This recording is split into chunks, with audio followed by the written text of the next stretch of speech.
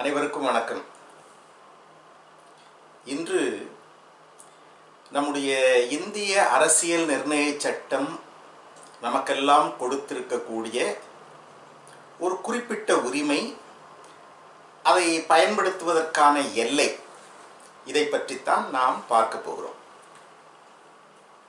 நாம் ஏற்கனவே பலமுறை பார்த்திருப்பதைப் போல இந்த நாட்டில் இருக்கக்கூடிய எல்லா இயக்கங்களுக்கும், அதாவது தனி வாழ்க்கையினுடைய இயக்கங்கள் அல்ல, பொதுவான இயக்கங்கள், அது பார்லிமெண்ட் கூடுறதுலேருந்து, அசம்பிளி கூடுறதுலேருந்து, கோர்ட்டில் ஜட்ஜஸ் வர்றதுலேருந்து, ஒரு சட்டம் வர்றது தொடர்பாக எல்லா செய்திகளையும் அரசியல் நிர்ணய சட்டம் தான் நிர்ணயிக்குது.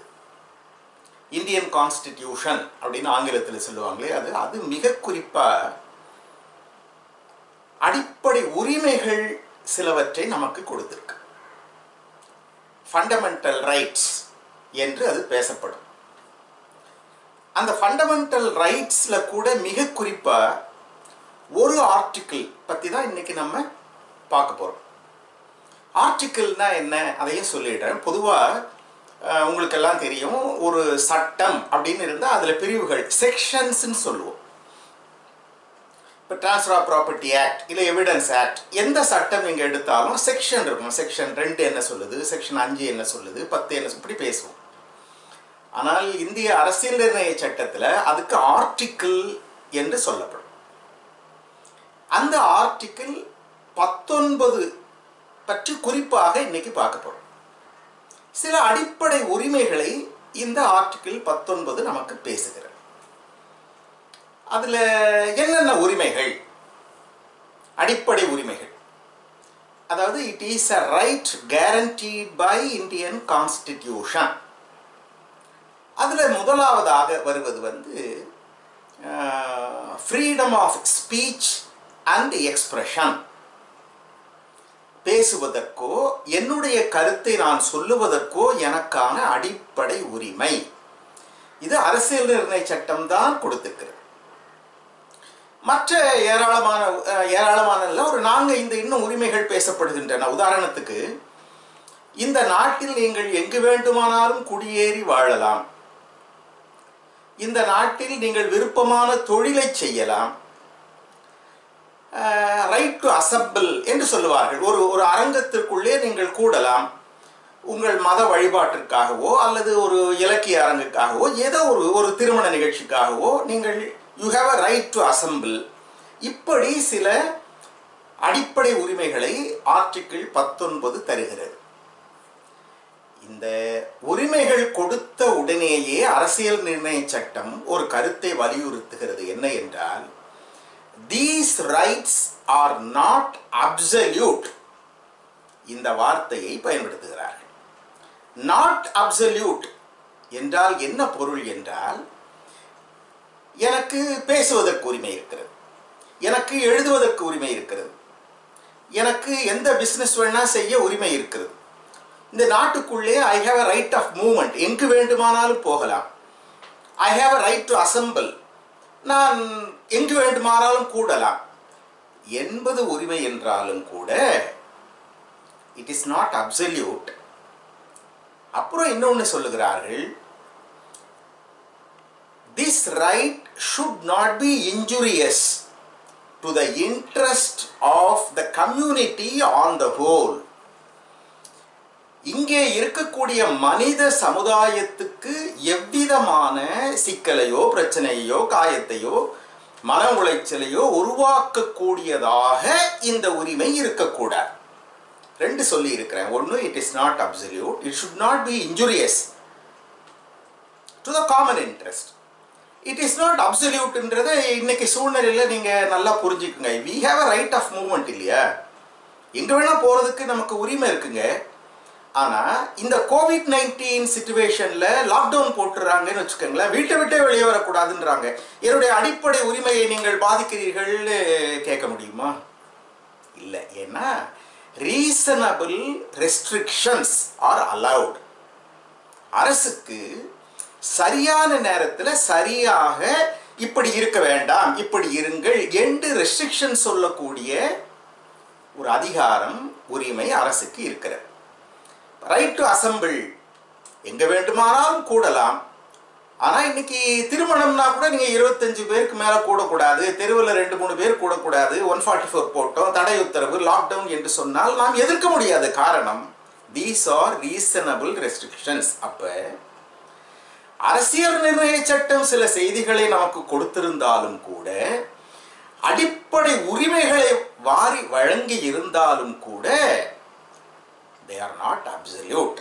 இதை முதல்ல புரிந்து கொள்ளணும். இப்போ என்னுடைய பேச்சுரிமை, என்னுடைய எழுத்துரிமை, இதற்கு ரெஸ்ட்ரிக்ஷன்ஸ் உண்டா என்றால் மிக கண்டிப்பாக உண்டு. இதற்கு ஏராளமான வழக்குகளே இருக்கின்றன. ஒரு வார இதழ் அல்லது மாத இதழ், 15 நாளைக்கு ஒரு முறை வரக்கூடிய இதழ் சில செய்திகளை வெளியிடுகிற போது அதற்கு எதிர்ப்பு வருகிறது என்றால் அது நீதிமன்றத்தினுடைய பார்வைக்கு வரலாம். நான் 1-2 சொல்லுகிறேன் உங்களுக்கு. ஒரு 20-30 ஆண்டுகளுக்கு முன்னால் பில்லா ரங்கா என்று இந்தியா முழுக்க பேசினார்கள். மிகப்பெரிய குற்றவாளிகள், 2 பேருமே கன்விக்டட் டு டெத். அவர்கள் அந்த அப்படி கன்விக்டட் அண்ட் ட்ரையல், அக்யூஸ்ட், இதுக்கு 2க்கு இருக்கக்கூடிய வித்தியாசத்தை கூட கொஞ்சம் பார்த்துடலாம். அக்யூஸ்ட் என்றால் குற்றம் சாட்டப்பட்டவர், கன்விக்ட் என்றால் தண்டனை அளிக்கப்பட்டவர். இவங்க 2 பேரும் தண்டனை அளிக்கப்பட்ட பின்னால் திகார் ஜெயிலில் இருக்கிறப்ப திகார் ஜெயில் சூப்பரண்டன்ட்க்கு ஒரு இந்தியாவினுடைய புகழ்பெற்ற ஆங்கில நாளிதழ் அவங்கள பேட்டி எடுக்கணும்னு அனுமதி கேட்டாங்க. அவங்கள பேட்டி கொடுக்க விருப்பமா இருக்கிறாங்க, அதனால நாங்கள் பேட்டி எடுக்கணும். ஜெயில் சூப்பரண்டன் மறுத்துட்டார். இவங்க சுப்ரீம் கோர்ட்டுக்கு போனாங்க. சுப்ரீம் கோர்ட் அனுமதி கொடுத்தாங்க. அவங்க டெத் கன்விக்ட் தான், அவங்களோட விருப்பத்தின் பேரில் பேட்டி கொடுக்க அவங்களே தயாராக இருக்கிறப்ப நீங்கள் மறுக்கக்கூடாது, அது பத்திரிகை சுதந்திரம் என்று ஒரு டைரக்ஷன் கொடுத்தாங்க. இது ஒரு வழக்கு. இன்னொன்று, ஏறத்தாழ இதே மாதிரியான ஒரு கேஸில் அண்டர் ட்ரையல் ஒருத்தர்கிட்ட நாங்கள் பேட்டி வாங்கணும்னு மனு கொடுத்தாங்க. அதை ஜெயில் அத்தாரிட்டிஸ் ரெஃப்யூஸ் பண்ணாங்க. வழக்கு சுப்ரீம் கோர்ட்டுக்கு போனப்ப சுப்ரீம் கோர்ட் அதை மறுத்தாங்க. அவங்க அண்டர் ட்ரையல்ஸ், இப்போ நீங்கள் அவங்களே விருப்பப்பட்டா கூட நீங்கள் அப்படியெல்லாம் பேட்டி எடுக்க முடியாது. ஜெயில் மேனுவல்னு ஒன்று இருக்கும். ஒவ்வொரு ஜெயிலுக்கும் ஒரு மேனுவல், அவங்க வரைமுறை வச்சிருப்பாங்க. கைதிகளை இப்படி நடத்தணும், இப்படி பார்க்கலாம், இப்போ அவங்களோட மேனுவல் படி தான் நடக்கணும் என்று உச்சநீதிமன்றம் சொன்னது. அப்போ பத்திரிகையில் எழுதுவது இருந்தால் கூட, இன்னொன்று சொல்வதாக இருந்தால், தமிழ்நாட்டில் ஆட்டோ சங்கர் கேஸ்ன்னு ரொம்ப ஃபேமஸாக இருந்தது. ஒரு சில பல ஆண்டுகளுக்கு முன்னால் 6 கொலைகளை செய்ததாக கடைசியிலே அவரும் மரண தண்டனை விதிக்கப்பட்டவர். அப்போ என்ன நடந்ததுன்னா, அவர்கிட்ட இருந்து அவருடைய வக்கீல் மூலமாக தமிழகத்தினுடைய வார பத்திரிகை ஒன்றுக்கு ஒரு கடிதம் வந்தது. நான் என்னுடைய பயோடேட்டா எழுதியிருக்கிறேன், என்னுடைய சுயசரிதை, அதை உங்கள் இதழில் வெளியிடணும் அப்படின்னு அந்த ஒரு கடிதம் வருகிறது அவருடைய வழக்கறிஞர் மூலமாக. இந்த இதழ் என்ன செய்தது, அந்த பத்திரிகையில் ரொம்ப ஃப்ளாஷ் பண்ணாங்க. ரொம்ப எதிர்பாருங்கள், ஆட்டோ சங்கருடைய வாழ்க்கை வரலாறு அவரே எழுதுவது இங்கே வரப்போகிறது என்ற உடனே அந்த இந்தியன் கான்ஸ்டிடியூஷன் புத்தகத்தில் என்ன சொல்லிக் கொண்டு போகிறார்கள், இது வருகிறது என்ற உடனே அரசியல்வாதிகள், IAS officers, IPS officers, jail authorities எல்லாருமே ரொம்ப டென்ஷன் ஆயிட்டாங்க. ஏன்னா என்ன ஒரு குற்றச்சாட்டு இருந்ததுன்னா, இந்த ஆட்டோ சங்கர் என்கிற கைதிக்கு ஏறத்தாழ இவங்க எல்லாருடைய ஒரு கூட்டு இருந்தது என்று, இது வெளியே வந்து விடுமோ என்கிற பிரச்சனை எல்லாம் பின்பு ஜெயில் அத்தாரிட்டி கிட்ட இருந்து இந்த இதழுக்கு ஒரு கடிதம் வருது, நீங்கள் அதை வெளியிடக்கூடாது, அது அவர் எழுதலை, அவர் விருப்பப்படலை வர்றதுக்கு. இந்த வியாபார இதழ் சுப்ரீம் கோர்ட்டுக்கு போனாங்க. எங்களுக்கு கடிதம் வந்தது, இவங்க 3rd டிகிரி மெத்தட்ஸ்லாம் யூஸ் பண்ணி அவரை மிரட்டி வரக்கூடாது, என்னோட இது இல்லை, எனக்கு விருப்பம் இல்லைன்னு சொல்ல வச்சுட்டாங்க. அப்புறம் அப்போ சுப்ரீம் கோர்ட் என்ன சொல்லுச்சு, நீங்கள் வெளியிடலாம். எதை வெளியிடலாம்னா, ஆன் ரெக்கார்டு என்ன இருக்கோ, நீங்கள் என்ன எழுதுறீங்களோ அதுக்கு சான்றுகள் இருக்கணும். அப்படி இருக்கக்கூடிய விஷயங்களை நீங்கள் அவருடைய அனுமதி இல்லாமலே கூட எழுதலாம். ஆனால் அதை தவிர நீங்கள் பர்சனலாக இருக்கக்கூடிய விஷயத்துக்கெல்லாம் எழுத ஆரம்பிச்சிங்கன்னா அதை அனுமதிக்க முடியாது அப்படின்னு தீர்ப்பு கொடுத்தாங்க. இதை எதற்கு சொல்லுகிறேன் என்றால், ஃப்ரீடம் ஆஃப் எக்ஸ்பிரஷன் என்பது எப்போவுமே ஆய்வுக்கு உட்பட்டது. நம்முடைய முன்னாள் முதலமைச்சர் ஜெயலலிதா அம்மையார் தொடர்பான இப்படிப்பட்ட வழக்குகள் நிறைய இருந்தன. அவரை பற்றிய வாழ்க்கை வரலாறு வருகிறது என்றால் அவரே மனு போட்டிருக்கிறார். நீதிமன்றங்கள் சொன்னது இல்லை, நீங்கள் எதற்காக அவரை பற்றி எழுத வேண்டும், உங்களுடைய அந்த சர்க்குலேஷனை உயர்த்திக் கொள்வதற்காக என்று. அது ஜெயலலிதா அம்மையார் என்பதற்காக இல்லை, யாராக இருந்தாலும் தனிப்பட்ட வாழ்க்கைக்குள்ளே போய் நீங்கள் சொல்லக்கூடாது. மற்றபடி நீங்கள் எழுதலாம். Freedom of expression does not give an absolute right. இது freedom of expression, freedom of speech என்று வருகிற போது நான் பேசுவது எதிரில் இருக்கிறவரை புண்படுத்துகிற மாதிரி பேசுவதற்கு எனக்கு உரிமை இருக்கிறதா? என்னுடைய சொல் புண்படுத்தலாம் அல்லவா?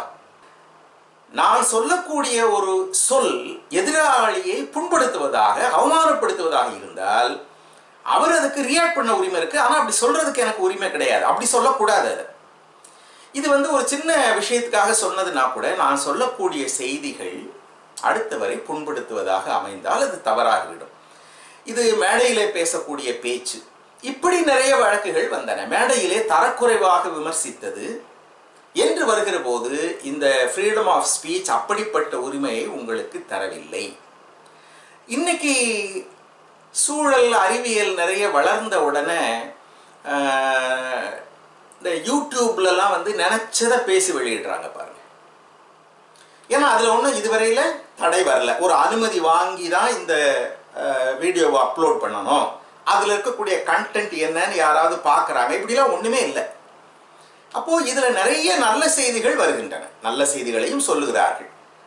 அருமையார் பக்தி நிறைய உடையவர்கள் பார்க்கக்கூடிய பக்தி செய்திகள் வருகின்றன, அறிவியல் செய்திகள் வருகின்றன, சட்ட செய்திகள் வருகின்றன, மருத்துவ செய்திகள் வருகின்றன, நிறைய.